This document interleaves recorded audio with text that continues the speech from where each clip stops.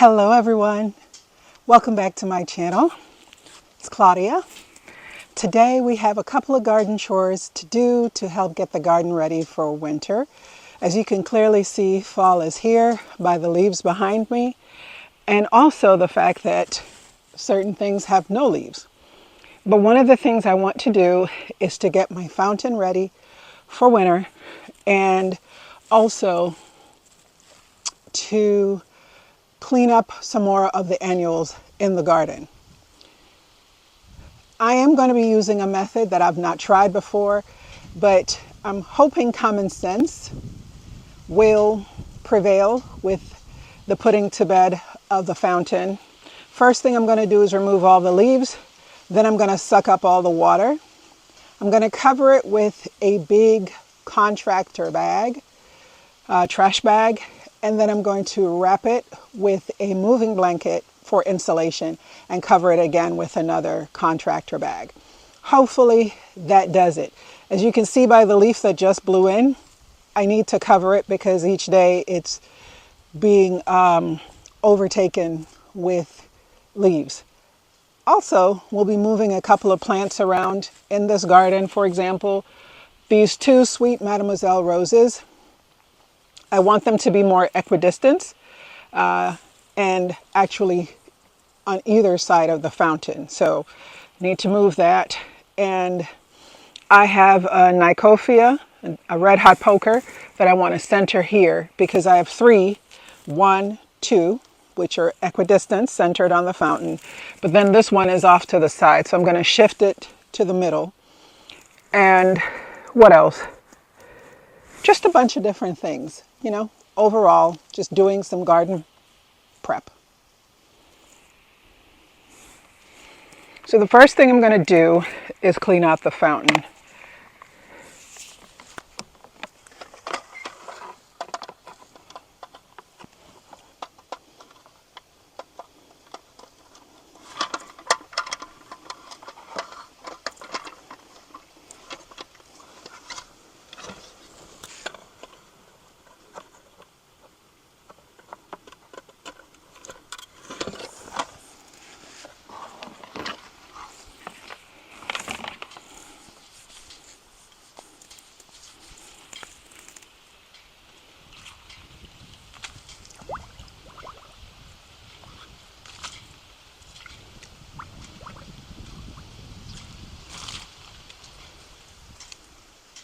This water is so cold, and I want to take care of it before we get our next set of freeze, which the temperature I believe should be falling next week. So we did have a series of freezes while I was in Jamaica, but fortunately no damage was done to the garden.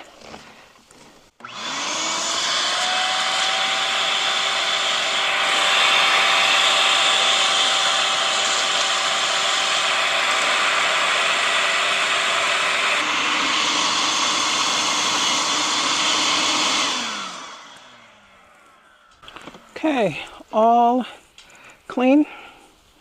I am going to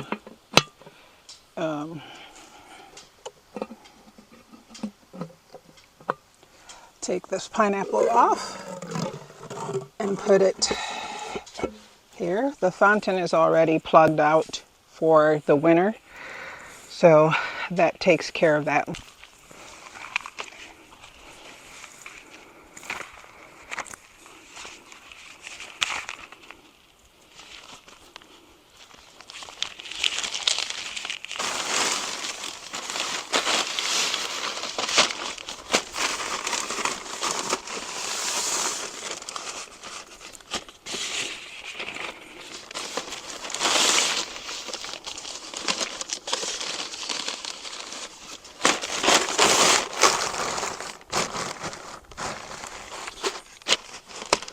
There we go.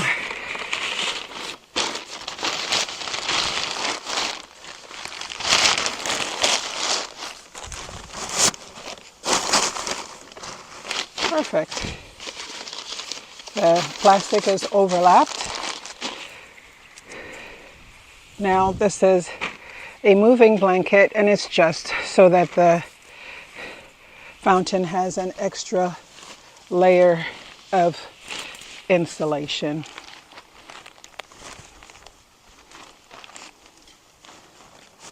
I need 2 more trash bags to put over it, and then I can check this chore off my list. I decided to get a tarp since the plastic bags don't fit. And that's one thing my husband always makes sure we have a lot of, and those are tarps.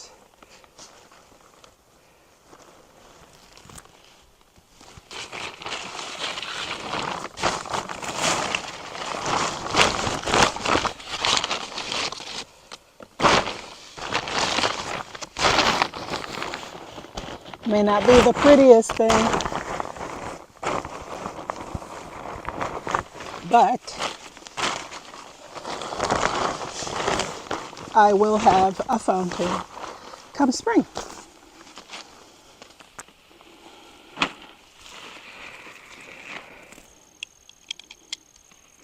Box cutter.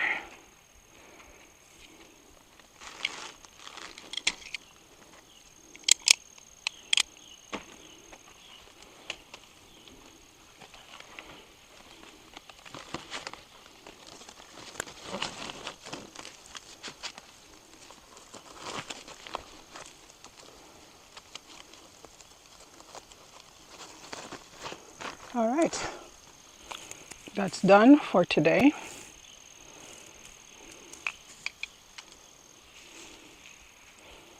Let's dump this water and put this back. Next thing, because we've already done the fountain, is I'm going to clean up these canna lilies and these elephant ears that are on the side of the house to make it look a little cleaner.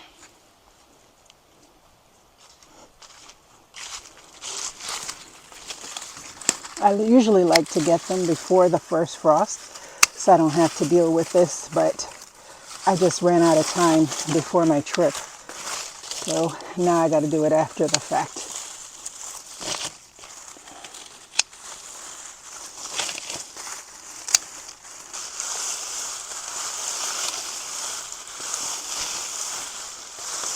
Okay. I'm also cleaning up my crocosmia.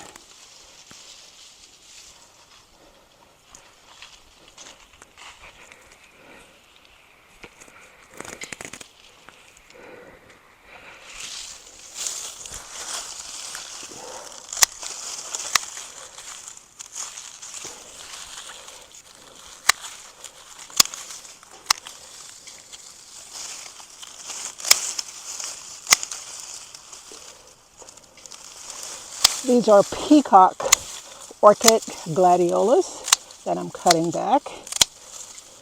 One of the last things to bloom in the garden.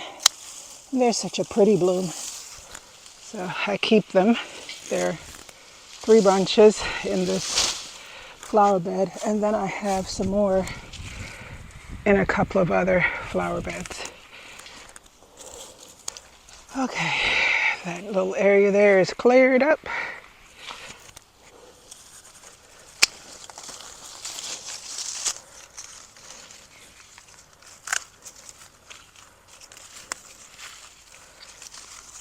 Okay, that looks better. When the fountain was put in, I had to dig up some plants and shift them around. And I knew I would end up having to move them come fall. But my Stokes aster had on some bloom and some seed heads. So I took the seed heads and I scattered them. Well, out of that scattering came 3 other plants that I've planted in here because I only had 1. These 2, 3, 4, 5, 6,